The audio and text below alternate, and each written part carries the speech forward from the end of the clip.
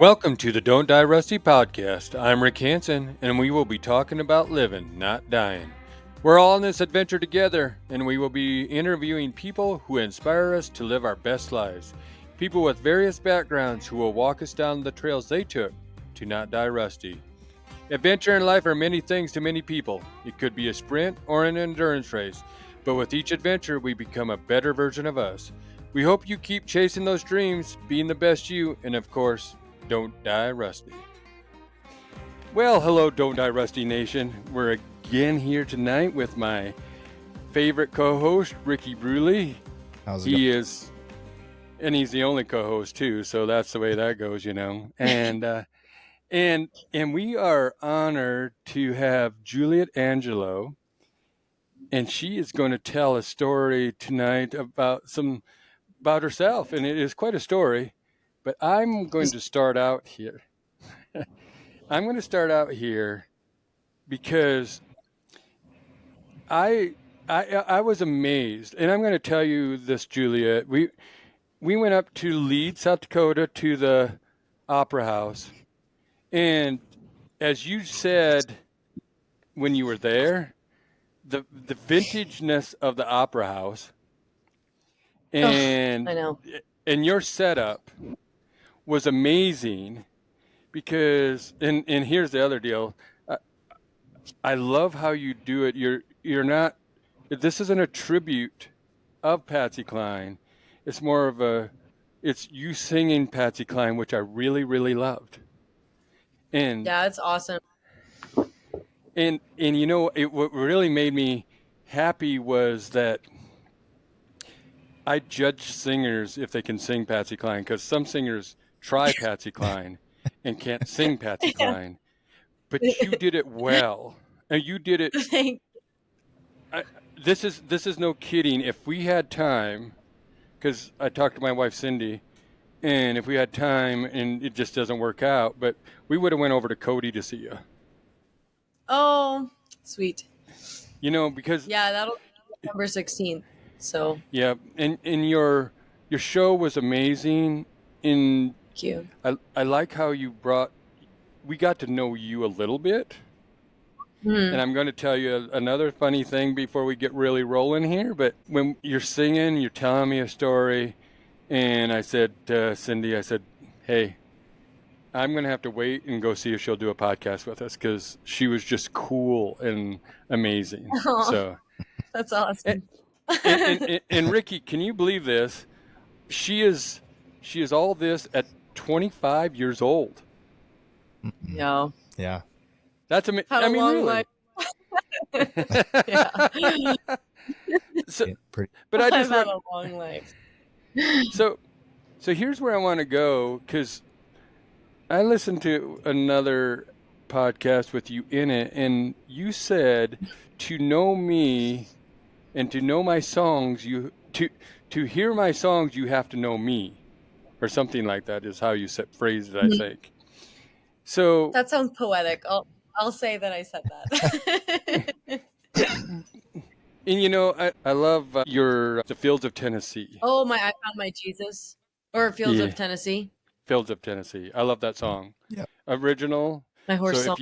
If you get a chance to listen to it, anybody out there, it is a wonderful song, and I really love it. So, you are awesome. So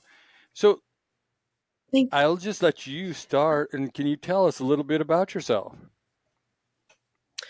Sure. Well, my name is Juliette.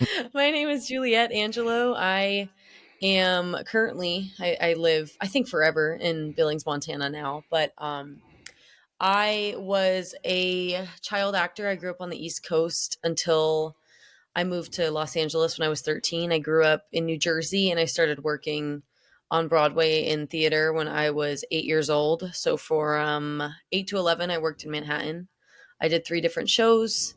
I wound up moving to Los Angeles when I was 13 because I booked a series regular role, and I had to, move my whole life over there. Mm-hmm. That show wound up getting canceled after 1 year, but I kept working, and I kept doing, recurring roles and all different kinds of stuff.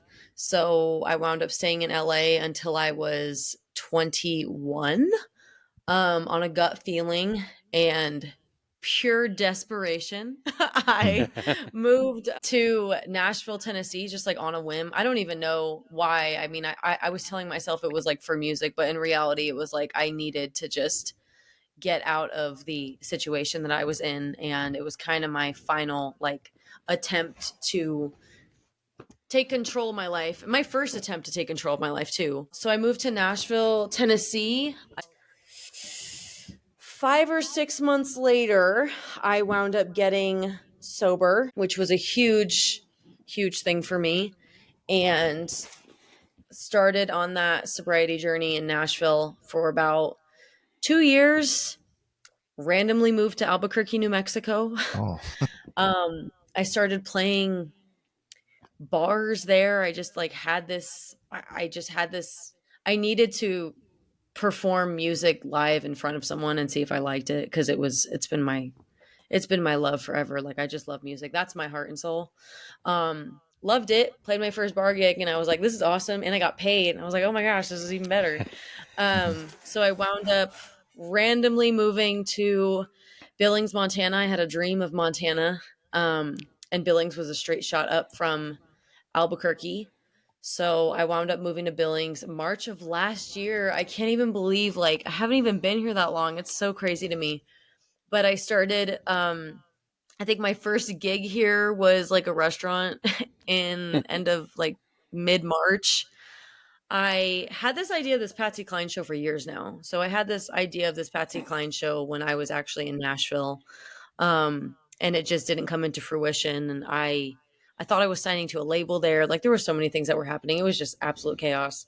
But I had this idea of this Patsy Cline show. It finally came into fruition in Billings. And I didn't know if it was going to be like a one-time thing or what. I did it once in Huntley. I did it again in Huntley. And then I was like, well, let me see where I could take it.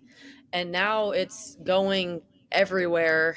And next year is just awesome. Like the venues that I have booked are, I mean, it's just so cool. Like it's really amazing to think that I kind of restarted my whole life and took control over, you know, all aspects of my existence and to see things like really starting to gain momentum and take off. It's a very gratifying thing. But as for myself, I work as a barista full time when I'm not playing. I only do like 1 or 2 shows a month. I need a normal job or else I go insane. I've learned that about myself. Like I really need that stability and that structure in order to keep myself mentally stable and emotionally stable. It's less about like having a job. Obviously, financially, it's nice too, but it's more about my mental state and having a routine is very important. Um, and I have a dog named Mac Miller that I named after my favorite artist, Mac Miller, who I'm gonna like put in his crate soon because he's driving me insane. That's why I keep getting up and walking around. Whenever I'm on the phone, he's like, "Let me chew on everything within a, you know." Imagine that. We're like an old married couple. Like me and this dog, we fight all day. Like it's just we just bicker all day. But he was my saving grace. I mean, he's the reason basically I left LA and like got sober. He is the reason I got sober. So he saved my life. I mean, he has saved my life multiple times. So he can kind of do whatever he wants at this point. But yeah, I'm just like grateful to be alive. I don't really know.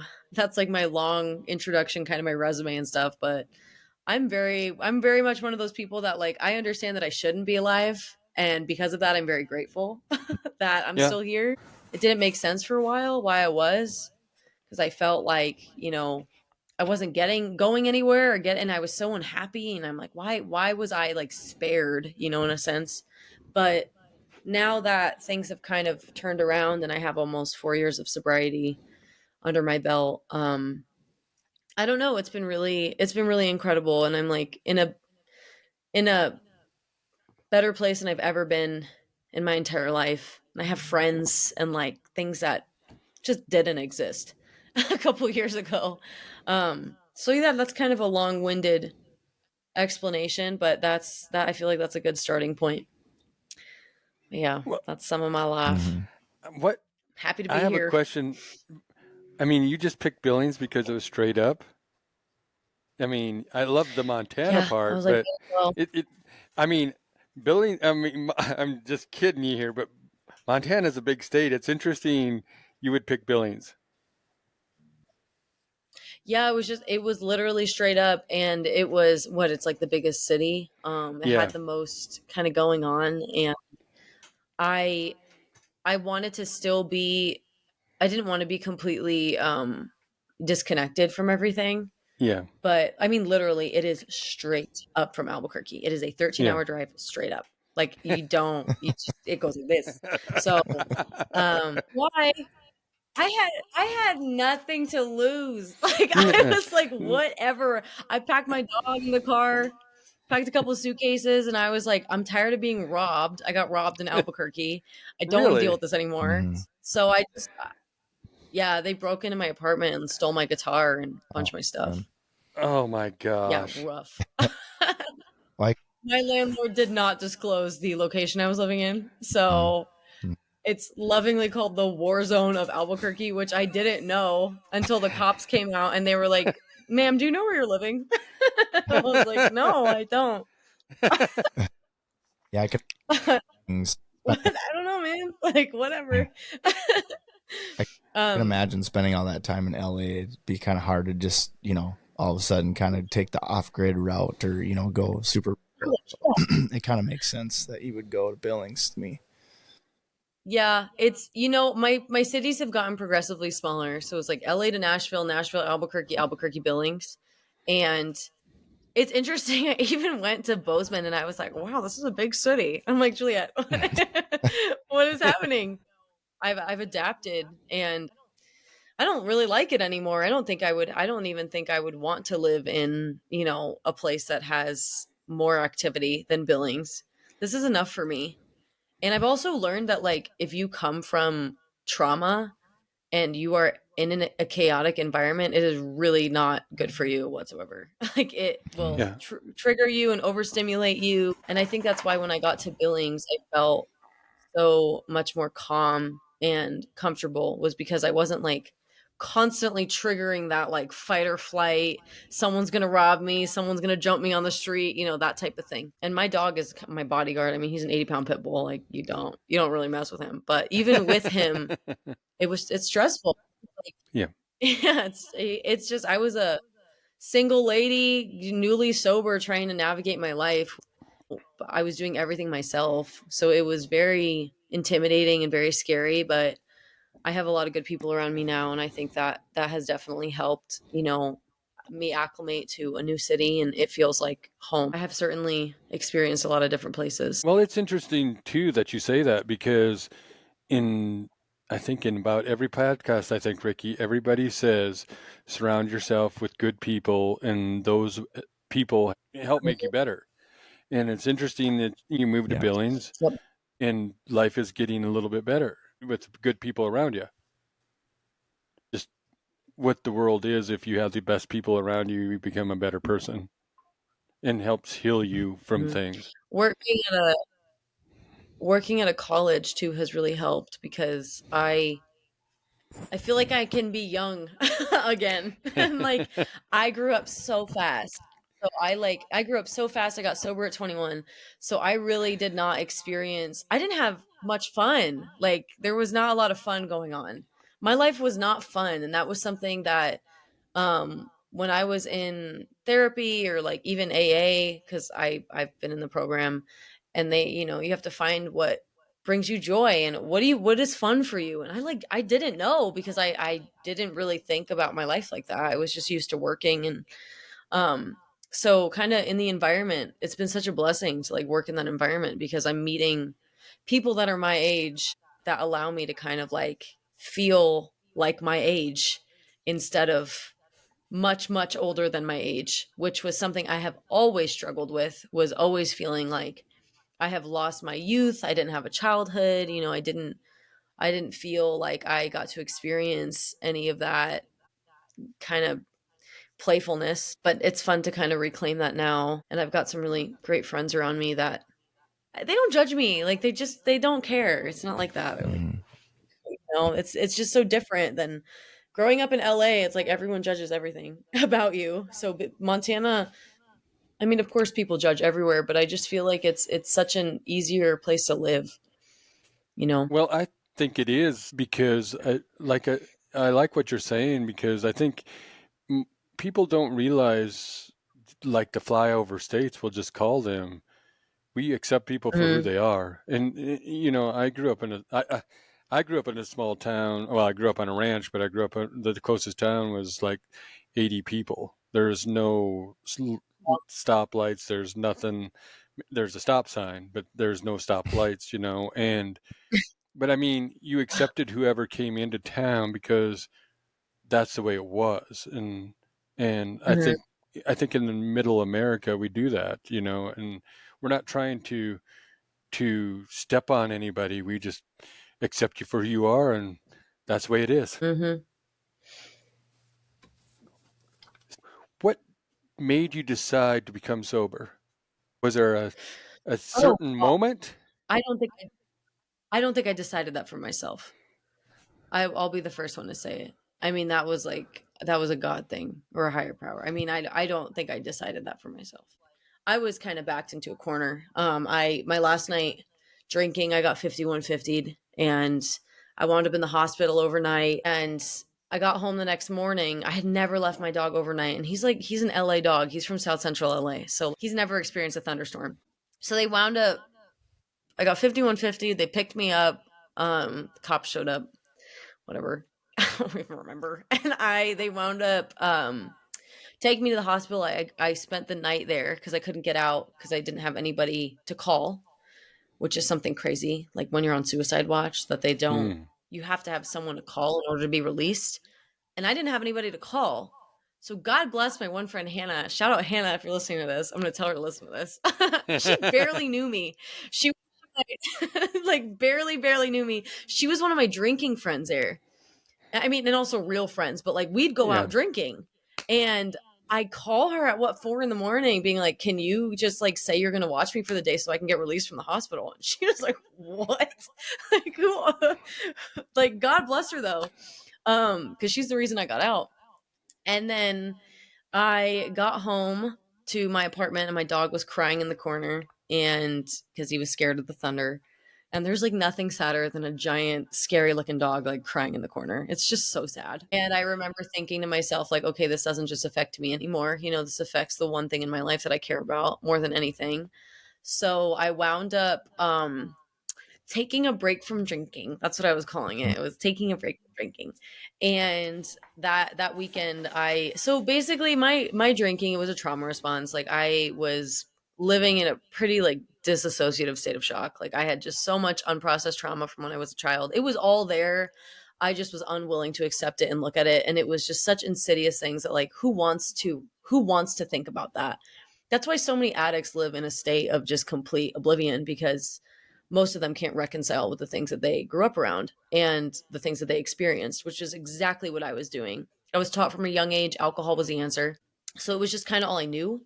But that weekend, after I stopped drinking, I it was I don't know, it was like I woke up for the first time and I realized that like I'm going to kill myself. I'm going to destroy my life. I have to accept what has happened to me. I had a trigger that just led to an episode that brought me back to the hospital. I had like a PTSD episode. Like I needed help. So I wound up going back to the hospital 2 days later. I met a therapist, like the ER therapist there. I kind of told him what I was processing and dealing with, and that was it. It was something in my brain just clicked, and it was a giant relief, but it was also like so devastating because the things that I had been running from, I finally had to sit with and understand that if I didn't process any of this stuff, I was going to continue this cycle. I was going to continue also this cycle. Like, if I didn't wind up dying, I was going to continue this cycle for my children. I had no one to rely on. I only had myself. So, like, if I'm going to do this to myself, no one's coming to save me. It's not happening. So that started the next, I think like 2 days later, I walked into a church because I don't know, like, hey, I'm in a church, and I thought it was the right thing to do at that point. I needed to pray something away. Like I just felt like I just had so much shame and hurt and anger that I went to church. I don't even know why I did it, but I was talking to the lady there and I said that I wasn't drinking for now. And she was like, "Oh, there's an AA meeting right behind this church." And I took that as a sign. So I went to the meeting and that was it. And it's been almost 4 years and I haven't drank. So it was horrible. Like it's easier said than done. I mean, the next 2 years were just horrible. I was in therapy 3 times a week. I was in AA twice a day. I mean, I was just trying to survive, but I never wanted to drink. But that was what was almost so terrible, was that because I didn't want to drink, I knew that I just had to plow through all of this head on. But I did it. And like now looking back, I remember how devastated I was and how hard it was. But it's worth it because now I can spend the rest of my life not living like that. And if it took, 2 years out of let's say I make it to 80, like that's nothing. It's I gave myself a life, but yeah, I don't think it was my decision to get sober because if it was up to me, I wouldn't even have been alive. Like I just screwed up. But in my mind at that night, I was like, dang, I screwed up. But the fact that I was even willing to like leave my dog was how it's just such a dark state of being, I was in, and also how much alcohol can affect you mentally and the way that you think and the way that you think about life. It's a depressant. I know I don't know if it's wine or what, but it really does. It really messes with your mental health. I'm really happy with where I'm at. It's unfortunate because I when I see people struggling, it's still hard for me. That's probably the hardest part because I always want to help, but I've learned at this point in my life, like you can only do so much for someone. Um and they have to do the rest themselves. Mhm. So but yeah, my sober date is March 27th, so I'll be 4 years this upcoming year. That's so That's crazy. amazing. Oh my Well, god, that's that's awesome. crazy. Isn't it just cool how I love hearing those stories where, these things just sort of happened. Like you took those things as a sign. And, as terrible as it probably was, with the 5150, and for those who don't really know what that means, it basically just means that like any sort of like police officer or mental health professional can initiate what's called a 5150, and that gives probable cause to believe that the person is a danger to themselves or others, correct? Rough. And Yep. and so as much as that was probably actually terrible and traumatic. I know you've been through a lot of things, but in the grand scheme of things, it was almost like that was kind of the catalyst that started you getting to where you are now. And it's interesting to hear about, the entertainment industry, and you think about all the television that we watch, and the TV shows that we've seen and things, and then you think about the things that happen behind the scenes that people don't know about, the abuse and all of that. And you were certainly a victim of that for a majority of your life. Mm. And I wanted to read, because Rick had mentioned the podcast that you were a guest on, Talk Trafficking, correct? Yeah, with Penny Ronnie. And I wanted to read a quote here because this was pretty powerful. You said, "It feels like an impossible journey when you start, and it feels like you are never going to see the light at the end of the tunnel. I did not know when it was going to end." And then you went on to say, "I just was hoping and praying and begging to one day experience serenity, safety, anything. And it happened. I have a really wonderful life." And I just wanted to point that out because I can't think of a greater example of hope, right? Like all of that you've been through, but now you're where you are now. And I think that's amazing. And I just wanted people to hear that because, people need to know that if they are in a tight spot, or if they're in a very dark place, that there is light at the end of the tunnel. And you're a perfect example of that. Thank you. Yeah, there is. It's just it takes time, and I don't know. I guess at this point in my life, like I just want to be the voice that I needed to hear 4 years ago because I grew up in a very abnormal environment. But it's and then I'm gonna go back and contradict that and say, but it's not abnormal. It's just abnormal that anybody talks about it. Right. So I think that was why I felt so isolated. But then I realized, bit by bit that like we all come from such similar things. It's just there's such a stigma behind talking about so many things. And growing up in the entertainment industry is a beast of its own. And I was working. I mean, I really was. Like I did a bunch of television shows and I was on a ton of sets and I met a ton of people. And to this day, I don't think there's one example. I can't imagine healthy parents putting their children in that industry. Like, I don't know what attracts a parent to put a child in that industry. I know if I have kids, like, no way you're going to community theater. I'm going to be there for every rehearsal. You're not going to LA. But, there's so many things that are coming out about the industry now.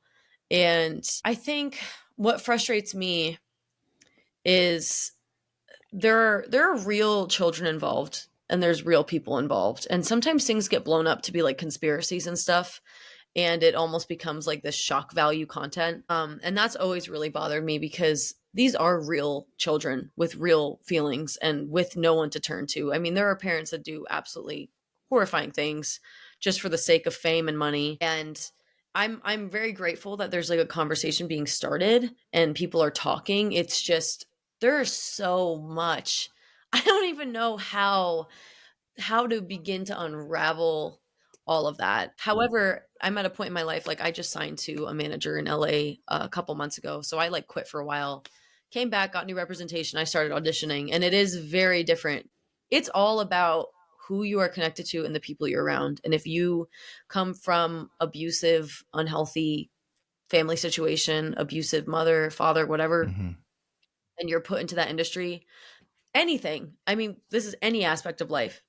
If you're going to attract predators, that's how that works. I mean, you have it like labeled on your forehead that you're a victim. So that's who they seek out. And that's why parents are so important in a child's life because the child can't protect itself. I mean, like you need to step up and be that parent who guards your children from people like that. And when you don't come from safety, you're not going to attract safety. My whole life, I had to rewire my brain when it came to that, especially as I got older, because the situations that I felt safe in, I actually was scared of. But because from a child, I was like programmed, my brain was programmed to think that fear was safety. I had to rewire that as I got older. So if I felt this feeling of nervousness, that's not something I should seek out. That's actually unsafe. But yeah, that industry is just, it is just a beast. And I would never encourage any child to be, unless you have like mega, protective parents. But even then it's like, why? Just why?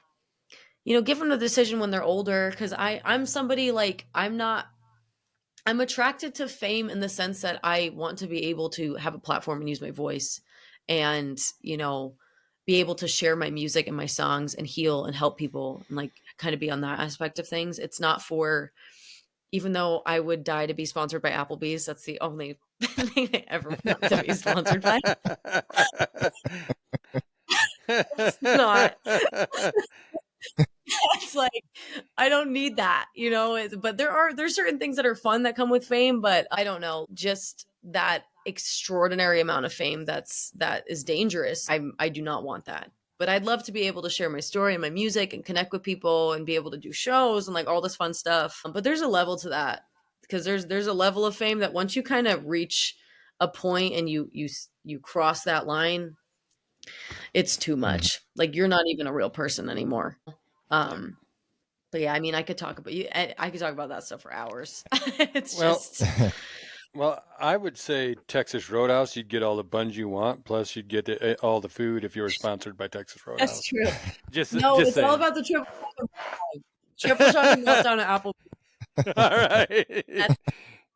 And all my friends know this. Like, it is all I want. All right. I wanted to on something too because you were talking. So I have a 4-year-old daughter, and Oh, she loves to dance, and me and my wife, we talk about that. Like we should probably get her into dancing, but just knowing everything that's happened in yeah. the past, it's pretty frightening, and obviously it would want to be something that we would vet out heavily and be heavily involved in. But yeah, it is. And just listening to your story too, it just raises that flag even higher now, where I'm just like, man, I don't know, that really scares me. And yeah, and I just want to say that I feel terrible for the things that you had to go through, as you were growing up. And I think people need to realize that coercion is a real thing. Mhm. People probably go, oh, it's just someone just playing another victim. And I believe that those things do happen, and I think it is most certainly possible to make people think that this space that you're in is the way that life should be. And then how do you get out of that space? Like you were talking about in the podcast, when you were saying that it it was hard to even just be calm and be in a safe space, because you had never experienced that before. Good for you for just taking your life in the right path, and I'm super happy to hear that things are going well for you. Thank you. Yeah, And it is definitely that feeling of peace is very threatening at first. It doesn't make any sense. It gave me so much anxiety. Yeah. when you were talking about fame, and I can tell you, like, the people I was around up at the Opera House when you were singing Patsy Cline, they were melting. I don't know. I don't know another word to say in it, but you had the whole crowd in the palm of your hand, because of who you were. You came out and you had the confidence walking out, and you sat down and you started singing songs, and then you told a story here and there, and and and everybody I talked to when I was waiting for you, and then after the show too, is like, that was awesome. And when you can get a crowd, and you can get a crowd to feel what you're putting out there, that was amazing. And Thank you. I understand. I think you posted Butte was a sold out show, correct? Helena was sold out. Helen. Helena. Yeah. Well, Helena, I can see why. People are attracted to the purity of song that you put Hmm. out there. And that's what you're putting out there. I mean, I just, I'm sitting next to my wife and I'm going, holy moly, this is just amazing. Oh, And, thank you. and I said it quietly so I didn't disrupt you. I'm just kidding. I but, appreciate it. but no, this is what you're getting out there. And Ricky and I, we've talked to a number of people about this, but everybody goes to the deepest, darkest places before they start Mhm. climbing out of those deepest, darkest places. And we've never been to the places you've been, but because I like asking the question, when did the switch turn on? Because some people never really know. And I'm Yeah. glad to hear you kind of know, because I know too. I know when my switch turned on. And it's funny that you talk like you needed to go to church. And because we talk about this with a few other people, but the church is a relationship, is what we have come to understand, more than a place. Our I love my church is the woods, like being at peace with. Mhm. I'm because I'm more scared of humans than I am of animals, and Yeah. because I understand that. but Yeah, I do. I mean it's just true. I mean except maybe snakes, I guess. But anyway, I don't ever want to see a black mamba or anything. That's why I probably wouldn't go to Africa or anything like that. I don't know what that Cobra. is. That's the most Oh poisonous yeah. snake you can meet. Yeah, we don't want to see that. But anyway, No. back to you know, it's interesting to me to talk to you like this because I like to hear that you're going to use your fame that you have for advocating for changes and well, not changes, but yeah, maybe changes, but just just a vision, I guess. Yeah. I hope so. I mean, that's what I get so anxious about is because I just want to. I just want to. Every time I'm on stage, I'm like, this is the best.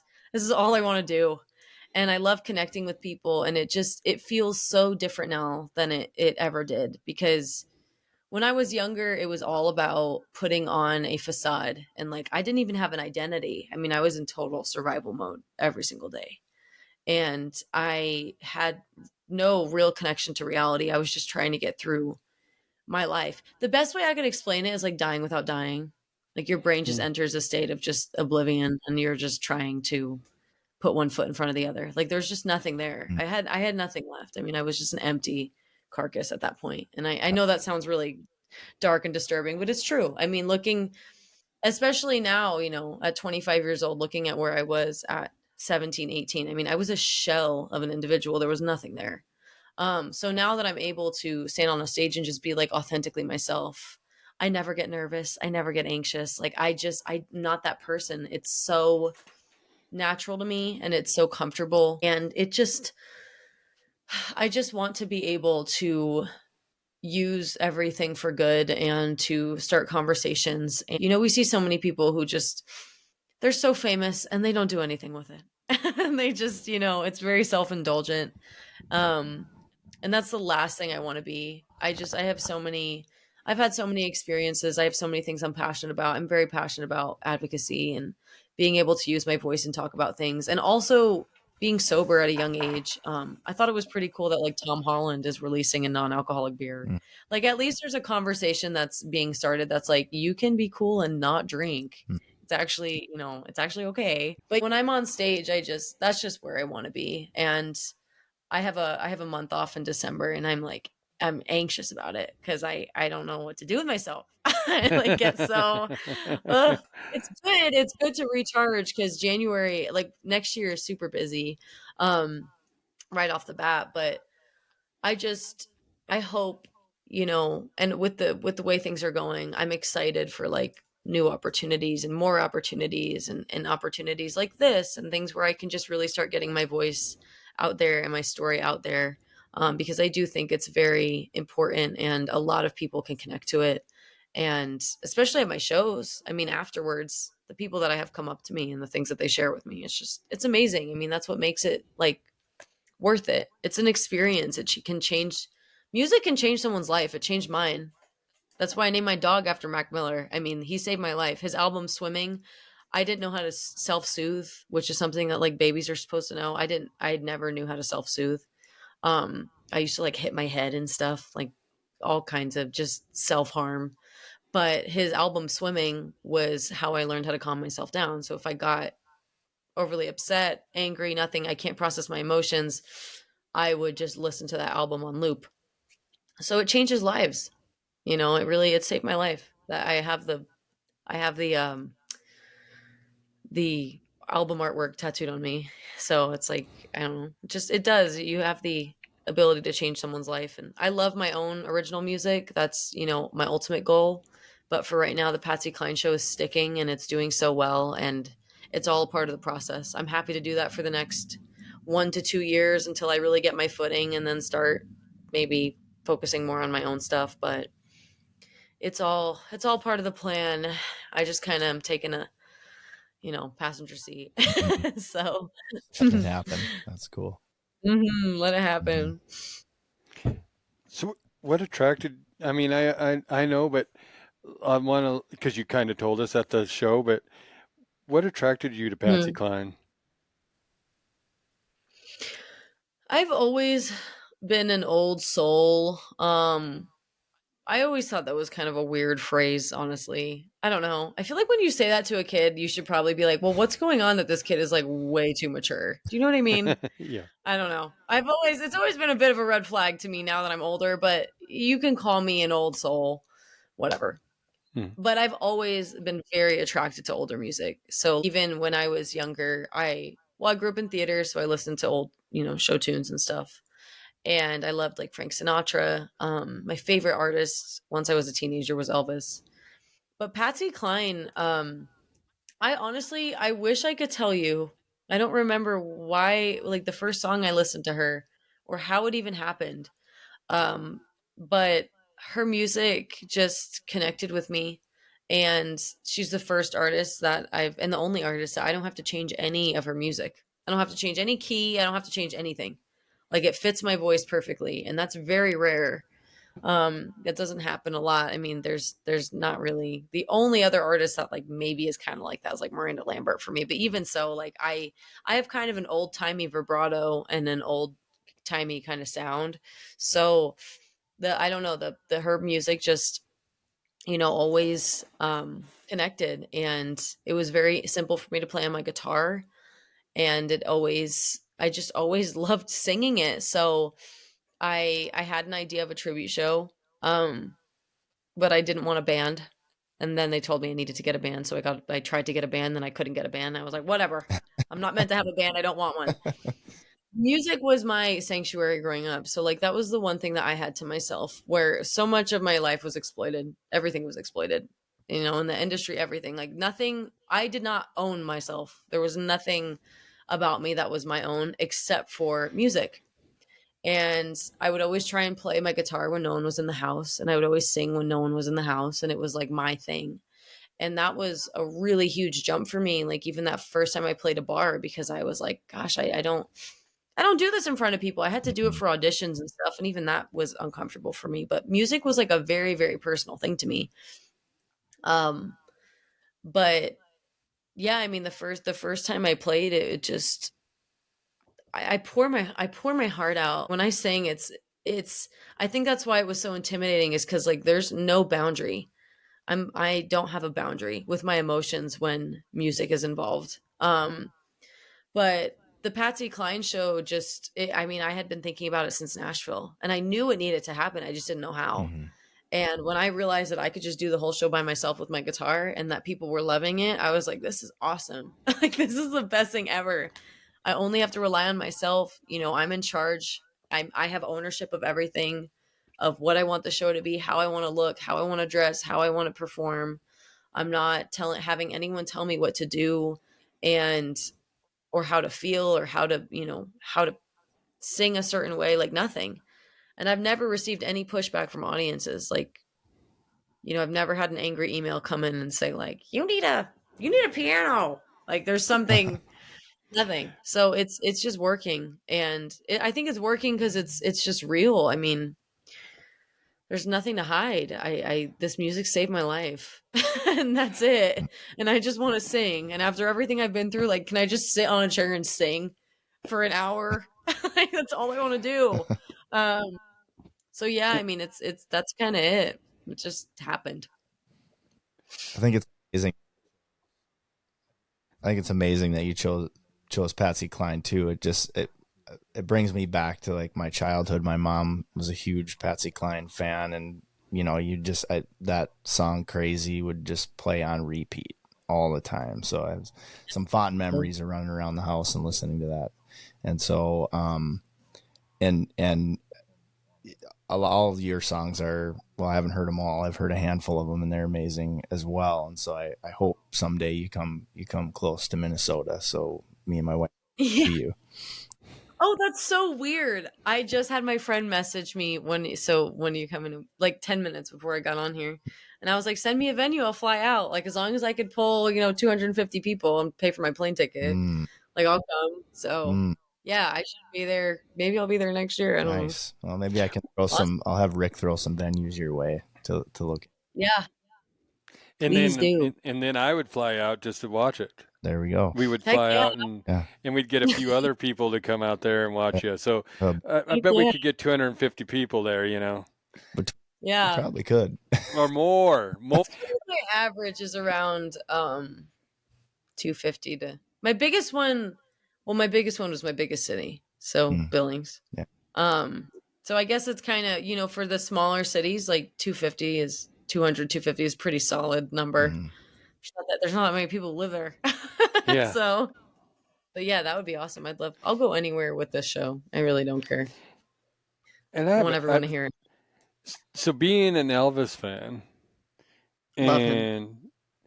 but I have a question for you about, did you ever watch Daisy Jones and the Six? No, I I was just did wondering. not. I was told to. I'm very weird with movies. I can't watch everything. I just started being able to watch movies again. I used to get so upset watching TV, nothing. I didn't own a TV for years. I was so triggered by anything that was even acting related. It was very weird. Like I couldn't sit in a movie theater because Huh. I love acting.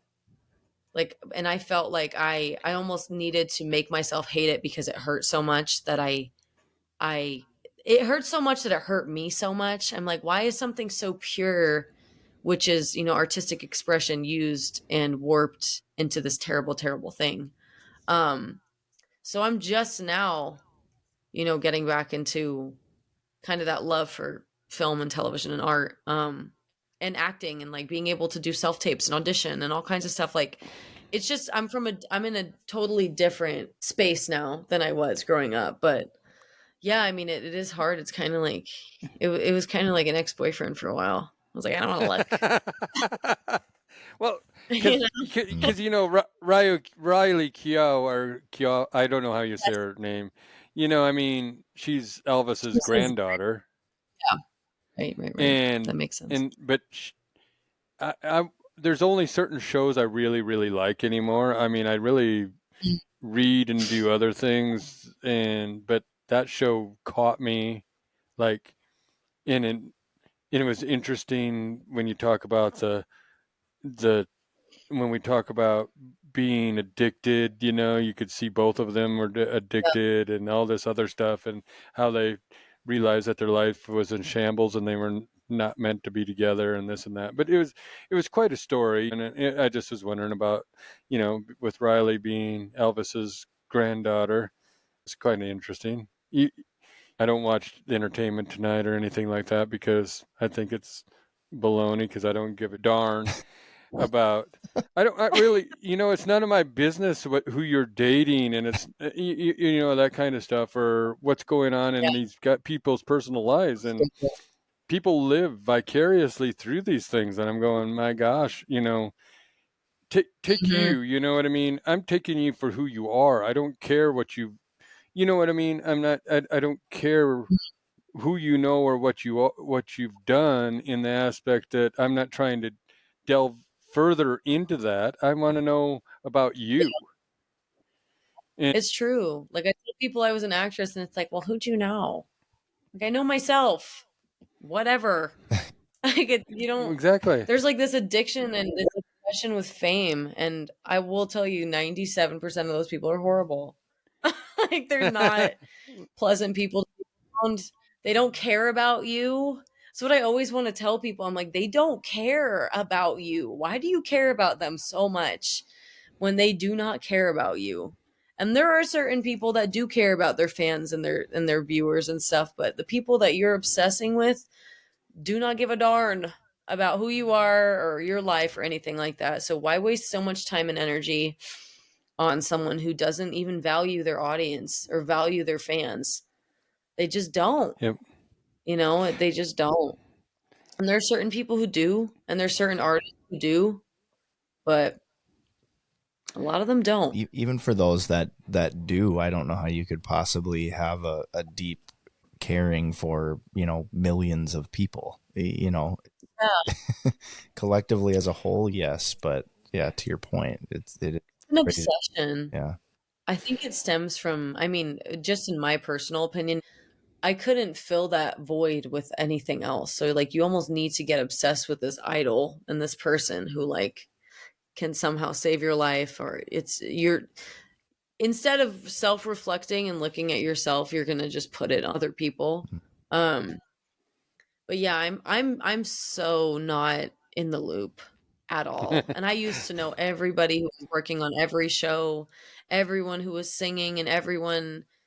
and that recently actually was very hard for me because I've been going to the movies, and there's girls that I grew up with that, you know, are in these movies, and we were in the same world and doing the same jobs, and I really had to take a few steps back and be like, okay, I know that you want to be on the big screen, like we understand that, but you had a different trajectory. Like you got out of this, got your head screwed on straight, got sober.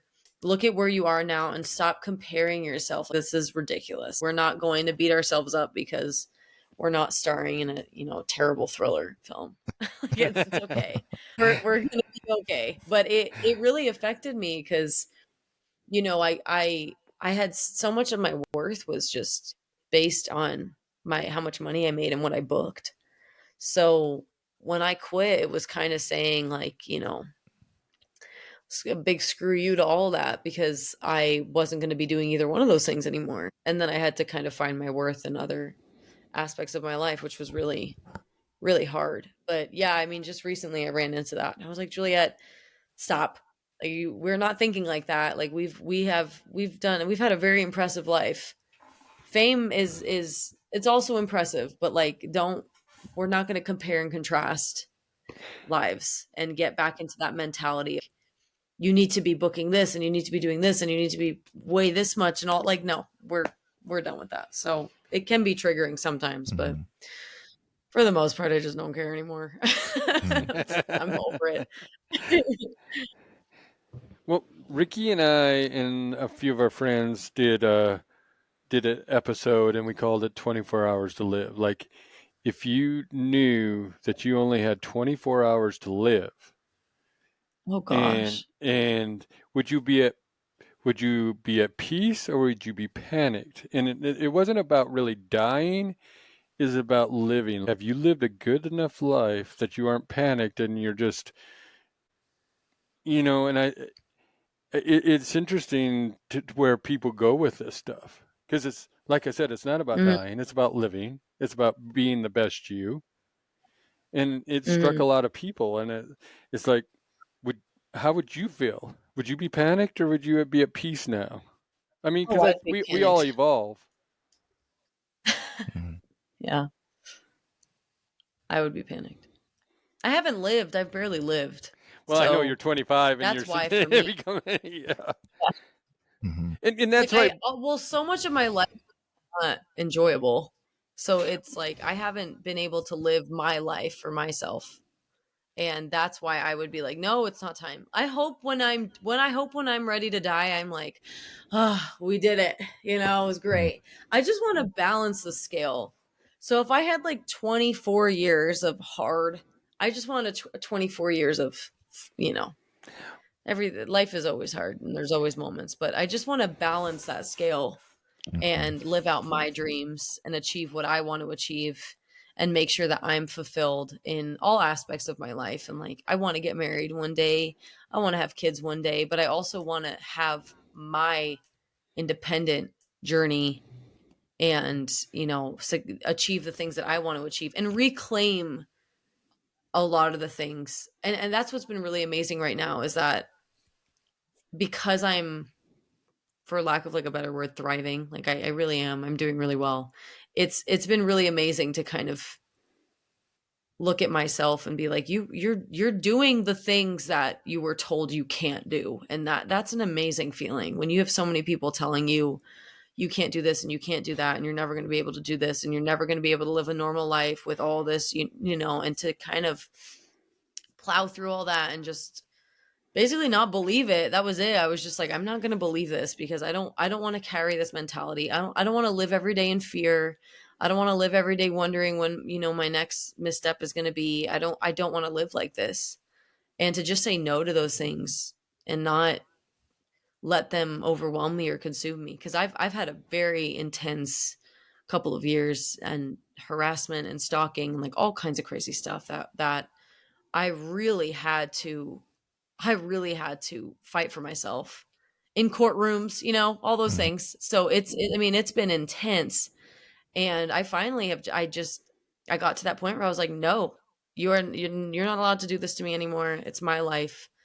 And I don't need to hold space for anyone that doesn't support me and doesn't love me truly, So, but yeah, your environment really also shapes your life Yeah.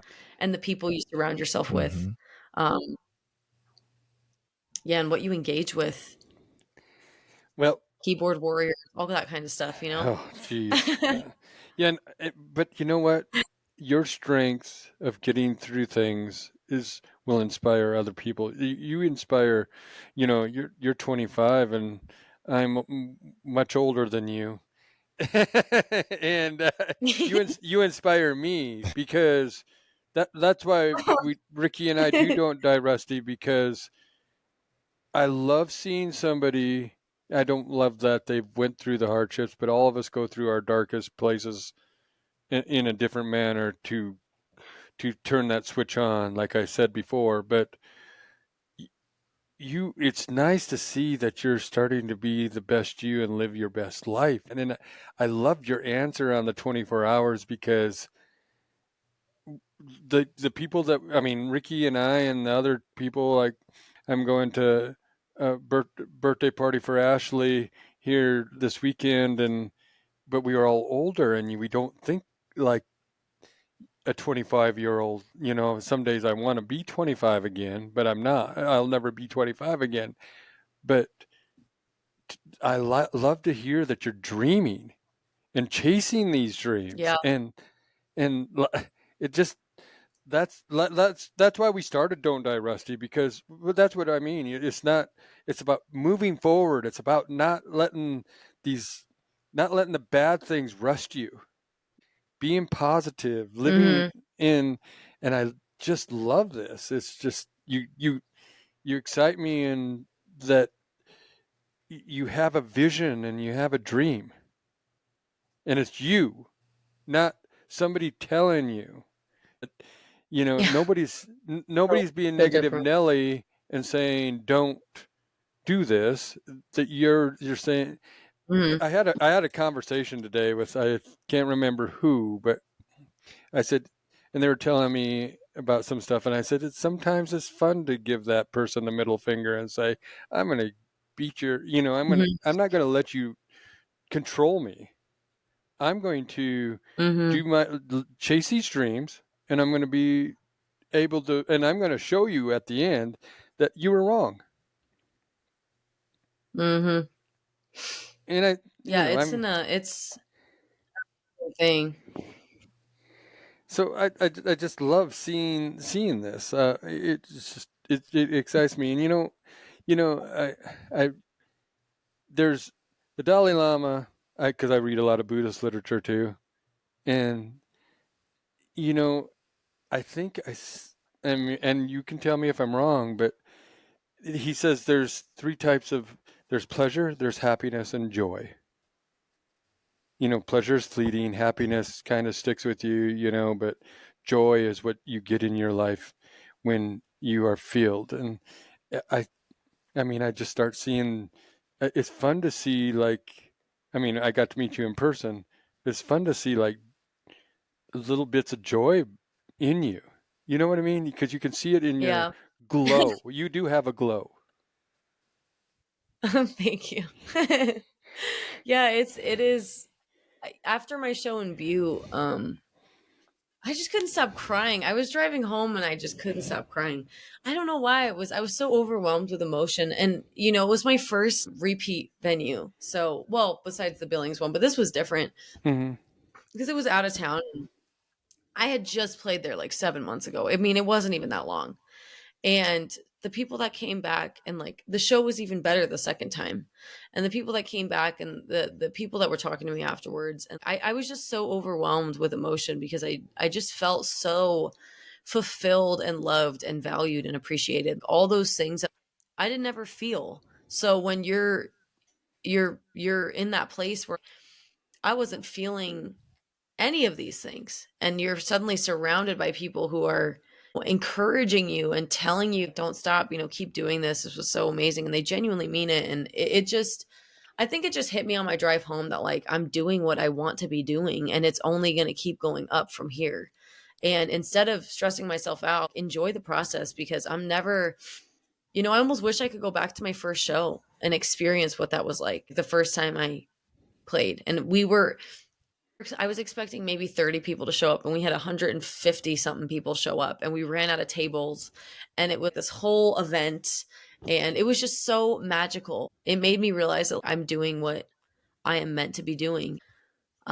My anxiety, I don't think it's anxiety. I think it's anticipation, because I want to keep doing it and I want to keep booking venues. And I feel like I have this little secret that I'm just like bringing around everywhere. And it's becoming such a wonderful thing. And it's bringing joy into people's lives, and it's bringing an escape for an hour when life is hard and you just want to sit and listen to music, and you want to sit and listen to a real voice and a real guitar and someone who's just authentically themselves, and there's not a bunch of cooks in the kitchen, and there's not a whole production. I run the whole thing myself. So I do all my own booking, negotiate all my contracts, everything. Like, it's all me. There's literally no one else doing anything. So what you see is what you get. I do all my graphics, all my promotion, everything. So it's very truthful and it's very authentic in a time where most musicians are run by corporate. There's not too many people that are touring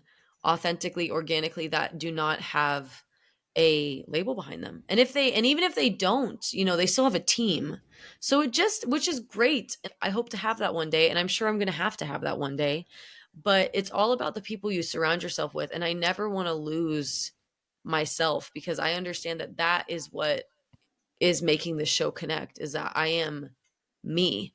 And 2 shows a month is enough. Because once I start going into that, if I started really touring, I don't want to get sick of what I'm doing. That's my worst fear, is that I'm going to get burnt out like I did, last year when I was playing bars and stuff. But yeah, I mean, it brings me joy and it makes me happy. And my day-to-day job makes me happy too. So I had a lot of happy in my life.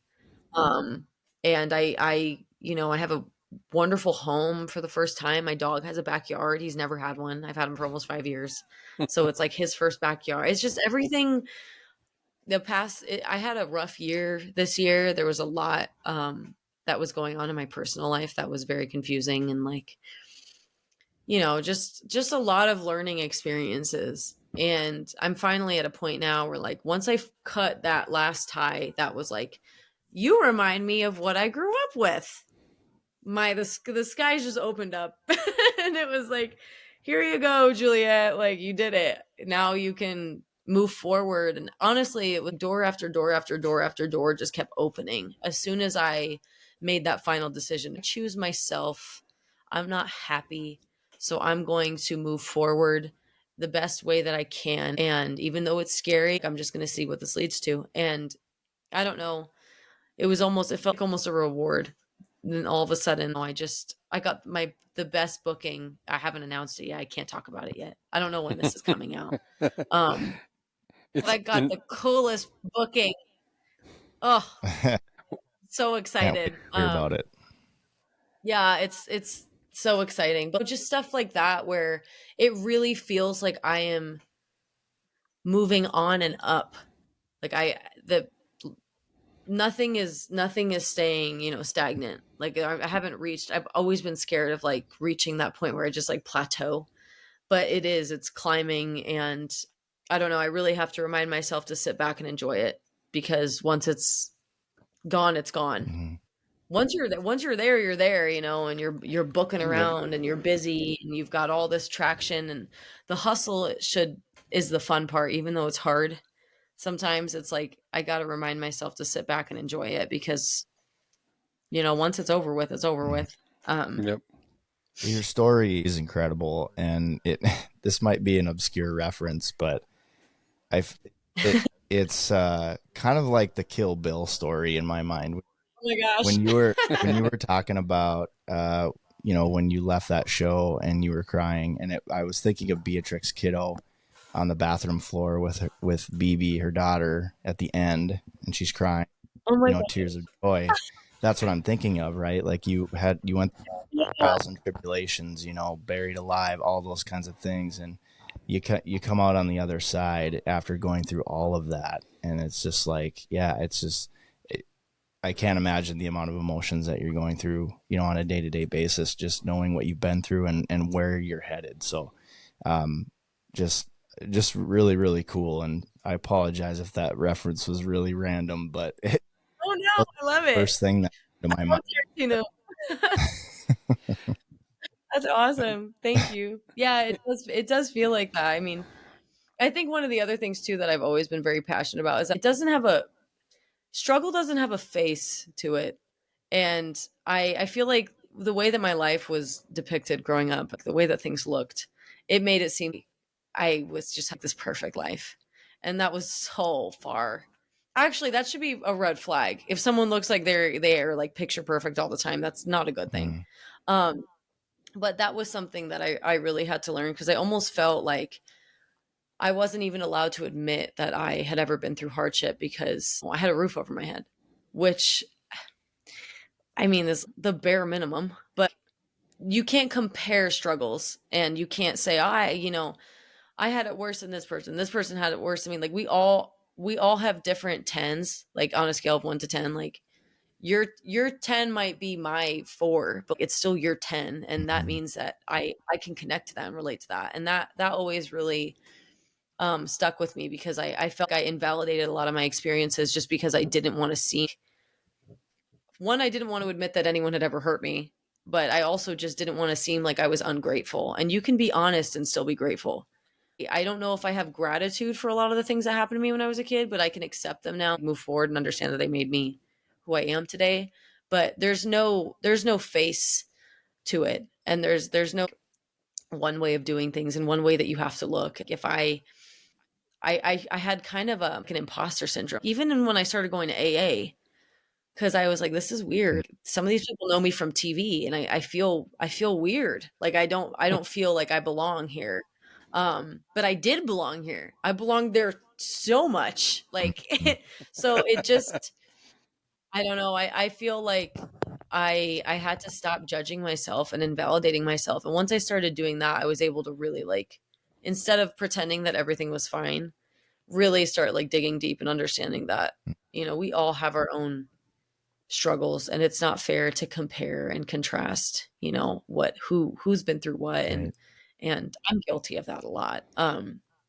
But I am desensitized to a lot of things because Mhm. of my life. But Bet. I don't know, that's something that I've always just really always really connected with me because I'm not really the poster child for deep struggle. I'm just not. And my life growing up didn't look like that. But it's interesting once I kind of started talking about things publicly, how many people reached out to me and were like, we always knew something was going on, blah, blah, blah, blah, blah. And we always were very suspicious, but I was so ostracized. And that's a story for another time. I mean, like the things that I could dig into and all the warning signs I gave out as a kid and all the people who just, kind of let everything slide. But one thing in AA and in the program, not that I'm not super involved in it anymore, but I was is resentments and like not holding grudges and resentments and just being like, well, they did the best they could do at that time and that wasn't meant to happen and Mhm.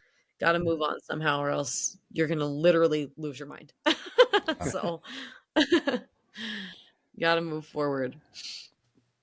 Yes, and in moving forward, I want to keep seeing you in your hoop earrings and your hat. Yeah. I just did my friend Autumn. Shout out to my friend Autumn, Audie Photography.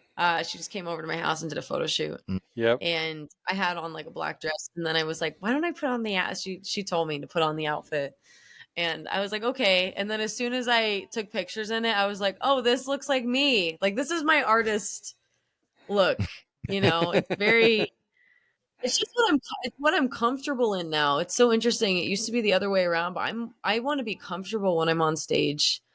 I feel like it makes the show better mhm. if I'm not worried about what my hair looks like and stuff, Yeah. Um, but yeah, that's funny you should say that. My friend made me that hat. I love it.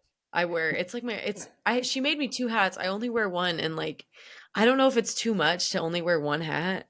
but I only wear that one. Like that is my hat. It's Yep. become a going thing. Maybe that'll be my brand, is just me in that hat.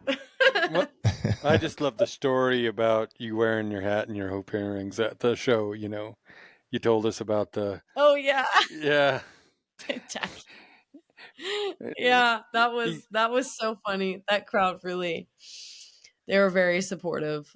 Well, But yeah, it is interesting how someone can affect your confidence so much. yeah. Um, and I'm happy that I'm like, I feel like myself again. Like I just feel like myself. My Get, eccentric, where would I used to wear whatever I wanted and do whatever I wanted, and like to get back to her is really, it's really wonderful. and that's the best way to be because I I feel the people. I mean, Ricky will talk about this if he, but when you meet me, you get Rick, and there is Mhm. no. That's who you're going to get. I'm not going to try to kiss your ass to try to get you to like me. You're either going to like me or not, and that's the way it is going to Mhm. be. And I do a lot of stupid ass things, or might say something stupid, but it's all what's in the heart in that aspect is what I think. And and so I love what you're doing because I think you're authentic. And when people say you're authentic, that means you're would be better than being famous if they say you're authentic. Yeah, Yeah, just And definitely. don't let Rick catch you being negative, or you're gonna see a side of him that you don't want to see. well, because Funny. I try to be positive every day, because I think you choose Yeah. in the morning, and that's why I put out something I think of every morning about being positive, and I Mhm. really truly believe, and I, people have said that that's what they wake up and look at. I had one person today say, I yell at myself for looking at the phone, and I wake up and I see you're up with a sunrise picture and saying something cool, and that gets me out of bed and keeps me moving. And Mm. that's what your music does too. And I hope I hope we can have another conversation somewhere down the road too, when when you're really kicking ass and have all these shows. And I hope to have another conversation with you. Yeah, I'd love to. No, of course. I think next year will be really amazing. Just with the way that things are kind of planned out with the Patsy show, it's really awesome. My plan is to kind of milk that for as long as I can. And I do incorporate my own music in it, and then once I kind of establish myself a bit more, I just feel like, honestly, I don't have a plan. I just know everything's going to work out. I've always, and not to sound like totally pretentious, but I love my music. I know that it's meant to be heard. So when the time is right, like it'll be out there, cuz it's about, it's not self-indulgent. It's about important things and things Mm-hmm. that should be shared. And if I could like be someone's Mac Miller, I think that'd be the coolest thing Hmm. ever, you know. But yeah, when the time is right, I feel like everything will just start. When I'm ready to. I'm not ready for my own music quite yet. I feel like I need to focus on the Patsy Cline show, and when it's time, it'll be time, and I'll know, and things will just line up the way that they're supposed to. But for right now, I mean, I just love doing this show. It is just so much fun. Ugh, I just love it so much. It's so amazing, and like the fact that I just get to travel, play, stay overnight in a new city, go explore the next day, go home. Like it's just such a cool life. It's so awesome. I'm just so grateful. Have you listened to the Red Clay Strays? The what? Oh, no, but I know that name. Because they're they're really up and coming now, but they talk about mental health, and I really love their Yeah. bluesy type music. But here's the deal: when your music affects somebody, like your music affects somebody, people. Here's the other thing. Like I said, because I can only base myself on the show and lead. But did you see how many different ages of people were there? So when you can affect, you had old people there, and then you had young people there, and when you can affect so many different ages of people, that means you're doing the right thing too. That was like my show at I did a show at the pub station here in Billings, and I had a couple people come up to me and even say that because it was my show for my music. It wasn't even the Patsy Cline show. So I've done 2 headlining shows for my own music. Mm-hmm. They're both awesome. I did them here at the pub station. But yeah, I mean, there's no demographic. I mean, it is every walk of life. There's one girl, her name is Bella. I don't know if she's going to listen to this, but I always have an option to do like a 21 and over or an all ages show. And the all ages show, like they take a way bigger ticket cut. But I have to do the all ages because she comes to all my shows and she's like 9 years old. Really? Can't. She needs to be there. Yeah, I'm like, I got to do it. Yeah. Because she comes to all my shows. She's just like the sweetest little thing on the planet. Like here in Billings, she's at every single one. And I don't know, it's stuff like that. It's special when you have she might be a little older. I don't know. She's definitely below 13. I know that. 12. I can't tell. I don't know. I feel like that's what people, they look at me and they're like, how old are you? Because I work at the college and I've had so many people, are you 18, 19? No, but I'll take it. Thank you. But yeah, that's one of the most amazing things is being able, like, all different walks of life, could not, polar opposite people from, like, they otherwise never would be in a room together, like never. And for them to like be in a room together because of my music, and like that's how unifying music is. That's how Definitely. connective it is. And I don't know, that's like the coolest thing to me. And I miss doing, I have to do another show here for my own music. The last one I did was in May, so I'll see, maybe I'll get that in the work soon. But it is really, that's what's really cool, is that one day when I'm really focusing on my own music, I can only imagine like the audience that I could establish. It would be like the most crazy random, just all these random people. It's pretty cool though. I think that's the way to do it, because it's just souls. Like, it doesn't even matter. It's not about what you look like or where you're from or anything. Cold, nothing. It's just heart and soul, and we all have that.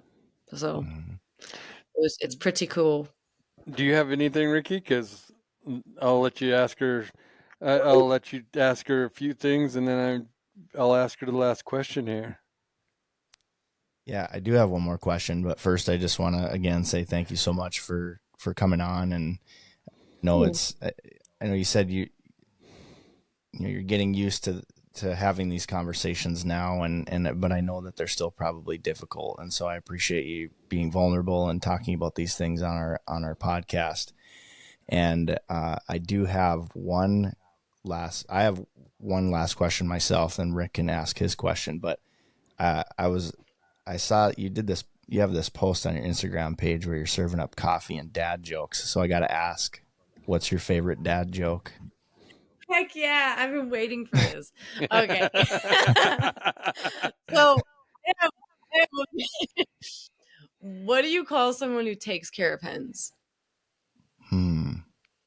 Chicken tender. Then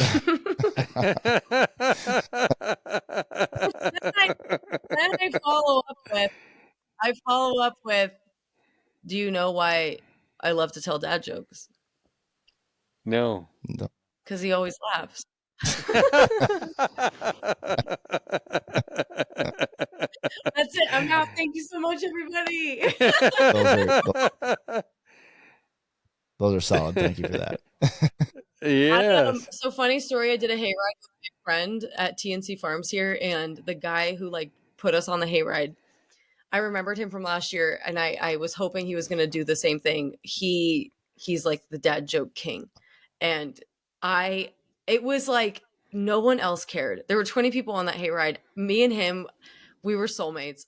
He was just ripping off all these dad jokes to me. I was laughing my butt off. Everybody else was like, this girl's psychotic. We were just in our own little world, and it was the best. But it was just so funny because, like, I don't know, that's just what I do at work. It's just my thing. I don't know why. I don't know. It's funny and people enjoy it, and like people will even come in and be like, Juliette, I heard the best dad joke, like I need to tell you. So I don't know why that became my brand, but whatever. There you go. There I you love go. it. So you did your research. That is wonderful. Yes. So funny. Yes, and I just want to say thank you again too, and I just want to say you come back into the area, you'll have one of the biggest fans, and you'll also have more people at your show. I can guarantee you, I will drag them along. Yeah. If it doesn't matter, because and I want to thank you for the opportunity to chat with you and to get some more good out into this world. I truly believe this conversation will get more good out into this world, because I mean, we're growing, you're growing, and I love to see, like I said, chasing your dreams and being the best you. So now we're going to get to the last question. Thank you. And Okay. I just want to know, what is Juliette Angelo's, what's the good life, I mean? Oh my. What's the good life? Oh, I immediately think of that song. It's the good life. Maybe that's it. Music and I think just peace and good people. Yeah. Simple. It's way simpler than I ever anticipated. Yeah. Like my best days are my simplest days. And I think the good life for me, it's what I have now, you know, and it's never, it's not lazy. Like I'm never going to be that person. I feel like I'm always going to be striving for something. And I think that's what makes life so amazing, is that there's always something else you can go and achieve. And there's always a new skill. There's always a new person. There's always a new experience. There's always a new song. Like there's always something new that you can go and pursue and you can go and experience. But for me, I think the good life is just, it's having serenity and having peace and being surrounded by good people and doing what I love, and just not worrying, you know, just knowing that everything's going to work out, because everything always has. The worst is behind me. And there's almost a promise that I made to myself, and when I first got sober, was that like, okay, the promise is that logically speaking, you know, I'm not like a super logical person. I'm very dreamy, but sometimes I'm logical. And one of the things I thought to myself was like, well, I have experienced the worst that the world has to offer. So then now I get to experience the best, obviously. Like that's just the way it's got to work, because I need to balance the scales. And I think that's what has given me so much excitement now, is that now that those, you know, the tables are kind of turning to think about where my life could be a couple years from now, and even where I'm at now. Like I'm not in a rush to get out of the space that I'm in. But yeah, the good life is, that's just it. It's very simple, and it's serenity and it's peace, and it's that song that's going to be stuck in my head now until I play it. Good life, the unknown. I love Frank Sinatra. And it's this, you know, it's just being able to sit down and talk to, like, how else would we have met? You know, Yeah, you didn't know exactly. who I was until you walked into that room. We are Nope. coming back, Todd, next year. So I'm going to talk to him in January and get a date. But I don't know. I wish there was like one very wise thing I could say what is the good life? But I guess it's kind of just the life that we have. You just gotta live it and make the most of it and appreciate it. Well, That's good. That's very well said. And Yeah. you may see me, and if you have one in Billings, you have one in Wyoming or other places, you may see my wife and I come to see you because you do Yeah. affect people. So we have no problems putting four wheels on a road and heading somewhere just for the adventure and then coming to see a show. So you may see us somewhere, but I look forward to you coming back to South Dakota too. Thank you. That was so. You said what's a good life very well, because it is simple and Yeah, peaceful. it is So simple. well, My dog. I have to give a shout out to my dog. He is part of the good life. all right. Well, Mac. Yeah. You would say the good life is chicken and backyard. That's pretty much it. We should all live more like dogs, honestly. He's the most simple man on the planet. That's all he wants. Cheese, backyard, walk. That's it. Thank you guys so much. This was so awesome. I'm so grateful that you connected with me and I was able to do this. Thank you for letting me share some of my story. And yeah, this was so cool. Well, I hope I truly hope that we can have another conversation later down the road here sometime, because we got to do it. I truly believe you have something to say, and I want to get it out to the world. Thank you. I mean, and if our listeners get a chance, please go listen to Juliette Angelo. Listen to her music, because it's really wonderful. And keep tabs on her, and go to a show if she's close to you. Even if she's not close to you, go to a show. Have an adventure. Have an adventure. Yes. So I'm going to say, well, thank you for listening, Don't Die Rusty Nation, and keep chasing your dreams, being the best you, and live your best life. Thank you. Don't die rusty. And don't die rusty. Thank you for listening to the Don't Die Rusty podcast with your hosts, Rick Hansen and Ricky Bruley. The Don't Die Rusty podcast is written and produced by Rick Hansen and Ricky Bruley. You can find us on Instagram and on Facebook at Don't Die Rusty. You can rate and review this show on Apple Podcasts and Spotify. You might find your review read on a future episode. Got a question for the Ricks? Send us an email at don'tdierusty@gmail.com. It too could be featured on a future episode. And if you haven't already, please subscribe to the Don't Die Rusty podcast wherever fine podcasts are downloaded.